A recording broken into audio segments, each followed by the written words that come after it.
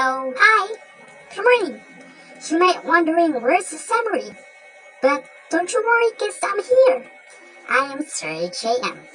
As we proceed to our discussion, you will learn the concept behind the provoking article written by Jason Hickel. But before that, let me introduce him briefly. Dr. Jason Hickel is an economic anthropologist, author, and a fellow of the Royal Society of Arts. He is a visiting senior fellow at the International Inequalities Institute at the London School of Economics and senior lecturer at Goldsmiths University of London. He serves on the Statistical Advisory Panel for the UN Human Development Report 2020, the Advisory Board of the Green New Deal for Europe, and on the Harvard Lancet Commission on Reparations and Redistributive Justice.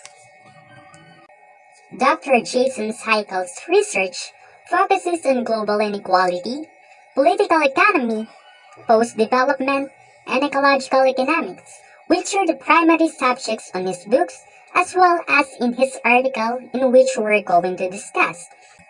And now, I'm about to start the article.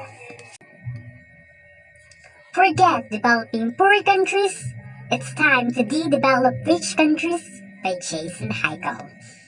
As the UN's new Sustainable Development Goals are launched in New York, there's little to celebrate about the business as usual approach. This week, heads of states are gathering in New York to sign the UN's new Sustainable Development Goals, or SDGs. The SDGs are a collection of 17 interlinked goals designed to be a blueprint to achieve a better and more sustainable future for all, including the following: zero hunger, good health and well-being, quality education, gender equality, clean water and sanitation, affordable clean energy, decent work and economic growth, industry, innovation and infrastructure, reduce inequality, sustainable cities and communities, responsible consumption and production, climate action, life below water, life on land, peace and justice, strong institutions, partnerships to achieve the goal. And the main objective is to eradicate poverty by 2030. Beyonce, One Direction, and Malala are on board. It's said to be a monumental international celebration.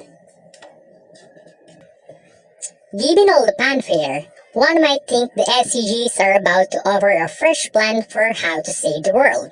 But beneath all the hype, it's business as usual. Why? Because the main strategy for eradicating poverty is the same as growth. Growth has been the main object of development for the past 70 years, despite the fact that it's not working. Since 1980, the global economy has grown by 380%, but the number of people living in poverty in less than $5 or 3.20 euros a day increased by more than 1.1 billion. That's 17 times the population of Britain. So much for the trickle-down effect.